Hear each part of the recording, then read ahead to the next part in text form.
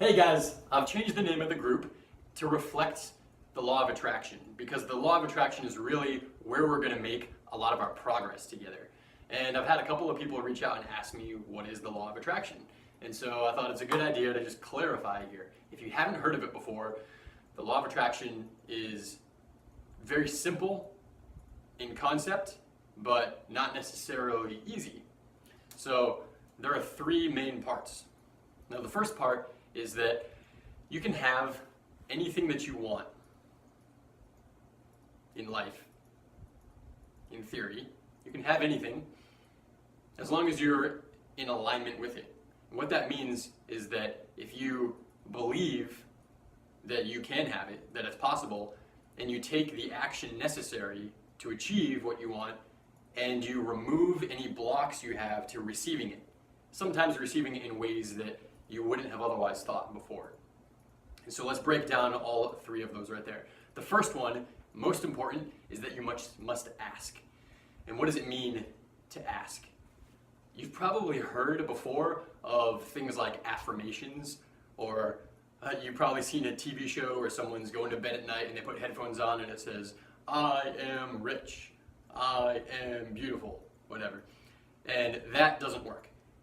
But it's on the right track. Now, the reason that an empty affirmation doesn't work is because the words that you say don't matter whatsoever, at all.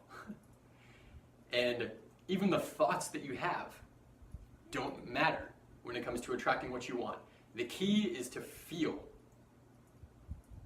the outcome that you want. And so the first step of law of attraction is to ask for what you want. And what can you ask for? You can ask for literally anything, and that's all you need to do. The other steps are really just not fucking it up as you're going along. The only thing you need to do is clearly ask. And how do you ask?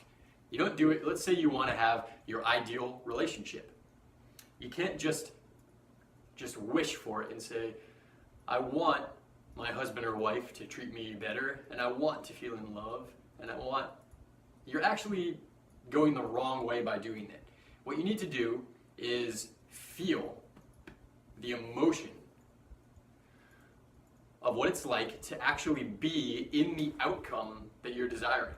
So if you're over here and you're in this struggling relationship and you want to be somewhere where you feel loved and the sex is amazing and you have fun and you feel validated and you're smiling, okay, now while you're over here, you need to do whatever words, thoughts, meditations, whatever it is, in order to get yourself feeling what is it like, what would it feel like to have this.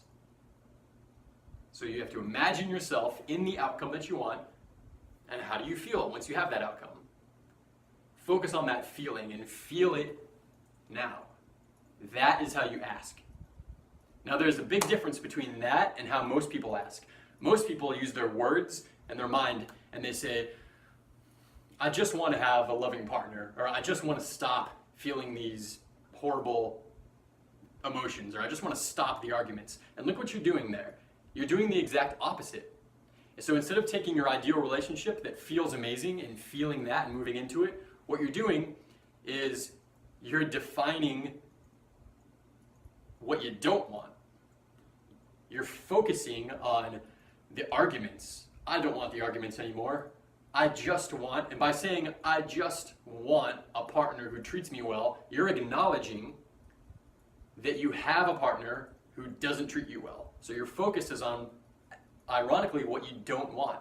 And guess what? Law of attraction still works. But by focusing on what you don't want, you are going to bring yourself into that energy too. You see the difference there? The second part. Once you ask, you need to take action. And this gets screwed up by probably almost everybody. So action is not effortful. If you want to make more money, and so you pick up another job, a second shift that you don't really want, and you drag yourself out of bed and you don't want to do it, and it's a grind all the way, well, that's effortful, and that stagnates allowing. Allowing is easy. And so action cannot come from a place of not wanting to do something. In other words, it can't come from a place of force. Action itself has to come from inspiration.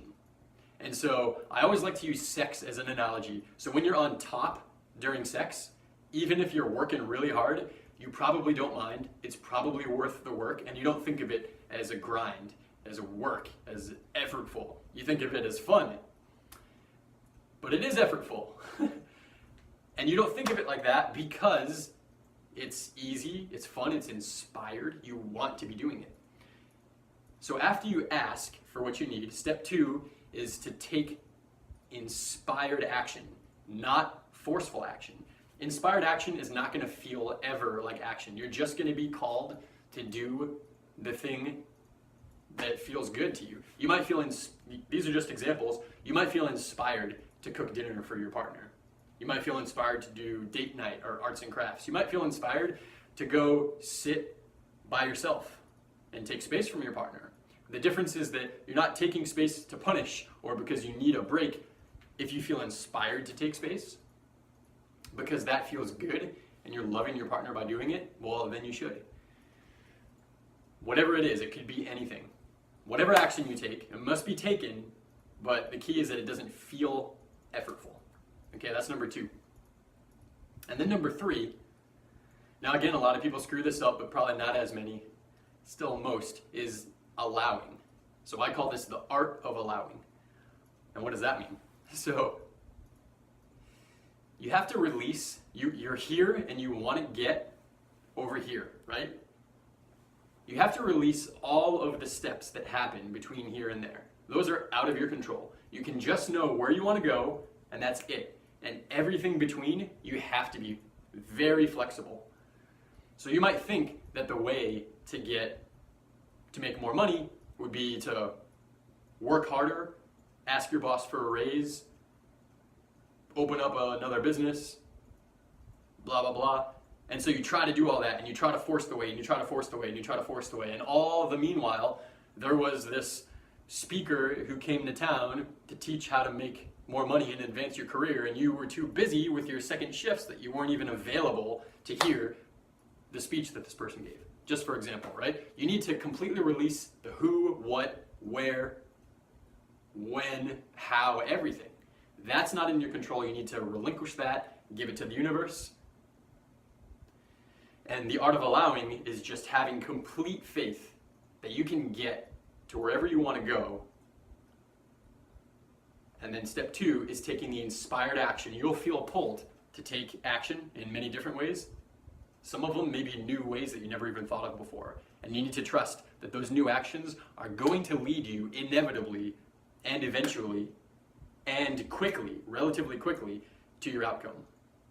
And you cannot decide how they happen. So how does that relate to your relationship?